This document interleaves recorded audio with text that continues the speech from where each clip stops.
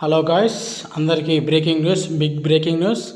ఇప్పుడే just 5 minutes back హన్మకొండలోని Kumarapalli మార్కెట్లో car బీభత్సం సృష్టించింది. కారు యొక్క యజమాని చెప్పిన వివరాల ప్రకారము కారు యొక్క బ్రేకులు తప్పిదం వల్ల ఈ యాక్సిడెంట్ జరిగిందని పేర్కొనడం జరిగినది. ఇందులో భాగంగా కారు నడిపినటువంటి వ్యక్తి కొంచెం వృద్ధుడు